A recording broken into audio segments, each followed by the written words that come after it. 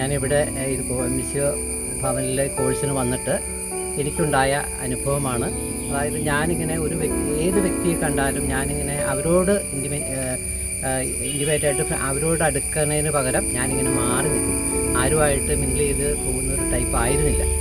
പക്ഷേ ഈ course attend ചെയ്തതിന് ശേഷം എനിക്ക് ആ ഒരു നമ്മളിലുള്ള അവസ്ഥ അങ്ങ് മാറിയിട്ട് ഏത് വ്യക്തിയോടും കൃത്യമായിട്ട് സ്നേഹത്തോടെ പെരുമാറാനുള്ള ഒരു ഹൃദയവിശുദ്ധി, ആ ഹൃദയത്തിൻ്റേതായ ഒരു വെളിവ് കിട്ടി. അതായത് നമുക്ക് ഏത് വ്യക്തിയായിട്ടും സ്നേഹത്തോടെ ഇടപെടാൻ പറ്റി. അപ്പോൾ ഏറ്റവും എനിക്ക് സ്വാതന്ത്ര്യമായിട്ട് എല്ലാവരുമായിട്ട് സ്നേഹമായിട്ട് ഇടപെടാൻ പറ്റി. അതൊരു വലിയ അവസരമായി.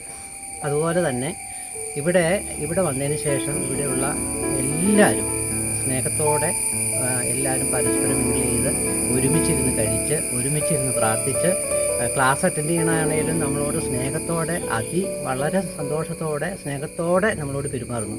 ഇത് കണ്ടിട്ട് എനിക്ക് വലിയ അത്ഭുതമാണ്. കാരണം ഞാൻ ഒരിടത്തും കാണാത്ത ഒരു സംഭവമാണ്. കാരണം ഇവിടെ വന്നതിന് ശേഷം ആ ദൈവത്തിൻ്റെ സ്നേഹം ഇവരിലൂടെ എനിക്ക് വ്യക്തമായിട്ട് മനസ്സിലായി. അപ്പോൾ ശരിക്കും പറഞ്ഞാൽ നമ്മുടെ ഹൃദയം അങ്ങ് തെളിഞ്ഞു. അപ്പോൾ ശരിക്കും ആ ഒരു സന്തോഷം കൊണ്ട് എനിക്ക് ഇനി പുറത്തേക്ക് പോകുമ്പോൾ ഒരു വിശാലമായ ഒരു സ്നേഹത്തിൻ്റെ ഒരു ഘടകം എന്നിലേക്കുണ്ടായി. അപ്പോൾ എനിക്ക് വളരെ സന്തോഷമായി.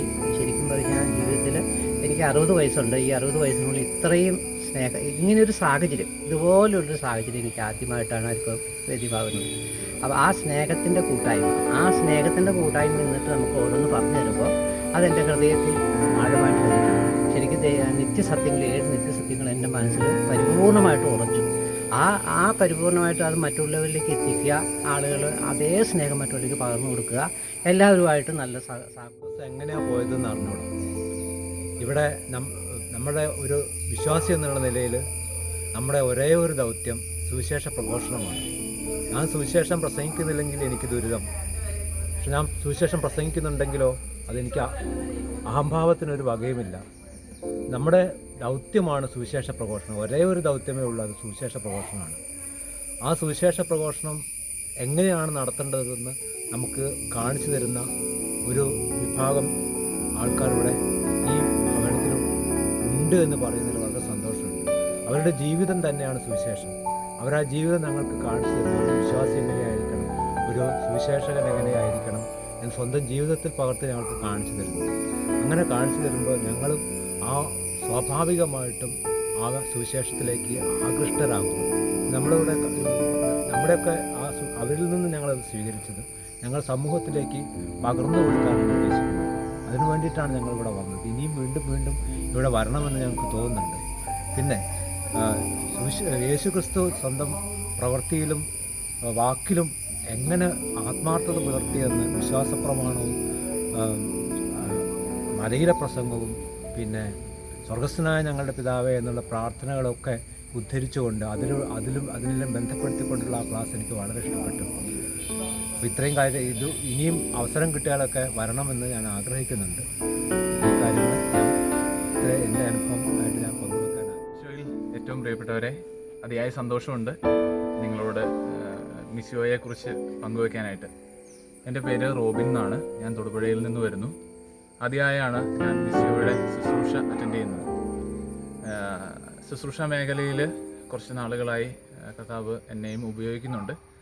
ആ നിലയിൽ പലപ്പോഴും ദൈവരാജ്യ പ്രഘോഷണത്തിൽ നമ്മൾ പാലിക്കേണ്ട ഒരു ക്രമം, പ്രത്യേകിച്ച് ഈശോയുടെ രക്ഷാകര പദ്ധതി, അതിൻ്റെ ഒരു ക്രമം വ്യക്തമായി മനസ്സിലാക്കാനായിട്ട് സാധിച്ചത് മിസ്യോയിലെ ഈ ഒരു ശുശ്രൂഷ പങ്കെടുക്കുന്ന സമയത്താണ്. ആ ഒരു ക്രമം ശരിക്കും നമ്മൾ പാലിക്കേണ്ടത്, ഒരു മനുഷ്യനോട് ഈശോ അവനെ സ്നേഹിക്കുന്നു എന്ന് പറയുമ്പോൾ അവന് വ്യക്തമായി ദൈവം തന്നെ എങ്ങനെയാണ് സ്നേഹിക്കുന്നത് എന്നും താൻ എങ്ങനെയാണ് ദൈവത്തോട് സഹകരിക്കേണ്ടതെന്നും പിന്നീട് എങ്ങനെയാണ് ആ ദൈവ ഐക്യം പാലിച്ചുകൊണ്ട് തൻ്റെ ജീവിതം പൂർണ്ണമാക്കേണ്ടത് എന്നും ബോധ്യം വരാൻ ഉപകരിക്കും. ആ ക്രമം പാലിക്കുന്നത് വാസ്തവത്തിൽ അവൻ്റെ വിശ്വാസത്തെ കുറേ കൂടെ ബലപ്പെടുത്താനും സഹായിക്കുമെന്ന് എനിക്ക് മനസ്സിലാകും. അതിന് ഞാൻ ദൈവത്തോട് നന്ദി പറയുന്നു. പ്രത്യേകിച്ച് അലിസാൻഡിയോടും അതുപോലെ തന്നെ ബാക്കി എല്ലാവരോടും, ഈ ശുശ്രൂഷയിൽ പ്രത്യേകിച്ച് ശുശ്രൂഷ നയിക്കുന്ന എല്ലാവരോടും എൻ്റെ വ്യക്തിപരമായ സ്നേഹവും കർത്താവിൻ്റെ നാമത്തിൽ നന്ദിയും. ഈ ഭൂമി മുഴുവനും സ്നേഹം കൊണ്ടും സന്തോഷം കൊണ്ടും സമാധാനം കൊണ്ടും ഒക്കെ നിറയണമെന്നാണ് നമ്മുടെയൊക്കെ ആഗ്രഹം. അപ്പോൾ ദൈവത്തിൻ്റെ ആഗ്രഹം അതുതന്നെയാണ്. അപ്പോൾ യേശുക്രിസ്തുവിൻ്റെ രക്ഷാകര പദ്ധതി എന്താണെന്ന് നമുക്ക്, അതായത് യേശുവിനെ അറിഞ്ഞ് അനുകരിച്ച് ജീവിച്ച് അതുവഴി എങ്ങനെ നമുക്ക് ഈ ഒരു ദൈവത്തിൻ്റെ രക്ഷാകര പദ്ധതിയിൽ ഭാഗഭാക്കാകാം എന്നതിനെ പറ്റിയിട്ടുള്ള ഒരു പ്രബോധനമായിരുന്നു ഈ കോഴ്സിൽ ഞങ്ങൾ അനുഭവിച്ചത്. അത് അനുഭവിച്ചറിയാൻ തക്ക വിധത്തിലുള്ളൊരു സാഹചര്യത്തിലാണ് ഈ കോഴ്സ് കൂടാൻ ഈ മിസ്സിയോ ഭവനിൽ അത് ഒരുക്കിയത്. ഇവിടെ യേശു തന്നെ പ്രഘോഷണം, സുവിശേഷം ആയ യേശു സുവിശേഷം പ്രസംഗിച്ചതുപോലെ ഇവിടെയുള്ള പ്രഘോഷകരും ശ്രോതാക്കളും എല്ലാവരും ഐക്യത്തിൽ, സ്നേഹത്തിൽ, ഒരേപോലെ സാഹോദര്യത്തിൽ ആ ദൈവരാജ്യ അനുഭവത്തിൽ ആയിരുന്നു ഈ കഴിഞ്ഞ ദിവസങ്ങളിലെല്ലാം. അത് വളരെ അനുഭവമായിരുന്നു. ഈ ഒരു കോഴ്സ് കൂടാൻ സാധിച്ചതിൽ ഞങ്ങൾക്ക് ഒരുപാട് സന്തോഷം. ഈ ഒരു അനുഭവത്തിൽ നിലനിൽക്കാനും ജീവിക്കാനും അനുഗ്രഹിക്കണമേ എന്ന് പ്രാർത്ഥിക്കുന്നു. എല്ലാവരും ഒരു കുടുംബം എന്ന ആ ഒരു ബോധ്യത്തോടു കൂടി ആ ഒരു അന്തരീക്ഷത്തിൽ ഈ കോഴ്സ് നടത്തപ്പെടുന്നത്. നമ്മുടെ ക്ലാസ്സിൻ്റെ രീതികളും കാര്യങ്ങളും എല്ലാം ആ ഒരു ഇതിലാണ്. വലിപ്പച്ചെറുപ്പമില്ലാതെ തന്നെ നമുക്ക് ഈ കോഴ്സിൽ പങ്കെടുത്ത് അനുഗ്രഹം പ്രാപിക്കാൻ എല്ലാവർക്കും സാധിക്കുന്നുണ്ട്. നല്ലൊരു അനുഭവമായിട്ട് ഞങ്ങൾക്ക് ഈ കോഴ്സ്. ഇവിടെ കറുകുറ്റിയിൽ മിസ്സിയോ ഭവനിൽ ഒരു കോഴ്സ് കൂടാനായിട്ട് വന്നതാണ്. ആത്മീയമായിട്ടും ശാരീരികമായിട്ടും തളർന്ന വ്യക്തികൾ ഇവിടെ വന്ന് ഈ കോഴ്സിൽ പങ്കെടുത്താൽ അവർ ശക്തി പ്രാപിച്ച് കഴുകനെ പോലെ ചിറകടിച്ചു വരും. ഇത് തീർച്ചയാണ്. ദൈവം അനുഗ്രഹിച്ച ദൈവത്തിൻ്റെ കയ്യൊപ്പ് പതിഞ്ഞ ഒരിടമാണുള്ളത്. തീർച്ചയായും നിങ്ങൾ ഒരു പ്രാവശ്യമെങ്കിലും ഇവിടെ വന്ന് ഈ കോഴ്സിൽ പങ്കെടുക്കണമെന്ന് ഞാൻ നിങ്ങളോട് അഭ്യർത്ഥിക്കുകയാണ്. ദൈവരാജ്യത്തിൻ്റെ അടിത്തറയും അന്തസ്സത്തെയും എന്താണ് എന്ന് അറിയുവാനും അനുഭവിക്കാനും സാധിച്ചു. വളരെയേറെ മാനസിക ശാരീരിക ബുദ്ധിമുട്ടുകളുമായിട്ടാണ് ഞാനിവിടെ വന്നത്. പക്ഷേ ഞാനിവിടുന്ന് മടങ്ങുമ്പോൾ ഏറെ ആശ്വാസം ലഭിച്ചവനായിട്ട് വളരെ സന്തോഷത്തോടെയാണ് ഞാൻ മടങ്ങുന്നത്. Excellent, beyond words. നന്ദി. എന്താണ് സുവിശേഷമെന്നും അതെങ്ങനെയാണ് മറ്റുള്ളവരിലേക്ക് നമ്മൾ പകർന്നു കൊടുക്കേണ്ടതെന്ന്, അവരെ ബോധ്യപ്പെടുത്തേണ്ടതെന്നുള്ള ആ ഒരു വലിയ സത്യം, അതിനെക്കുറിച്ച് ഒന്നും അറിഞ്ഞുകൂടായിരുന്നു. എന്തൊക്കെയോ മറ്റുള്ളവരടുത്ത് പറയും എന്നുള്ളതല്ലാതെ അത് എങ്ങനെ ആധികാരികമായിട്ട്, അതായത് ഈ സ്റ്റെപ്പ് ബൈ സ്റ്റെപ്പായിട്ട് എന്ന് പറയുന്നത് പോലെ അതെങ്ങനെ പറഞ്ഞ് മനസ്സിലാക്കണമെന്ന് ഇതുവരെ അറിഞ്ഞുകൂടായിരുന്നു. അത് നമുക്ക് വലിയൊരു ബോധ്യം, വലിയൊരു അറിവ് അതിവിടെ നിന്ന് കിട്ടി.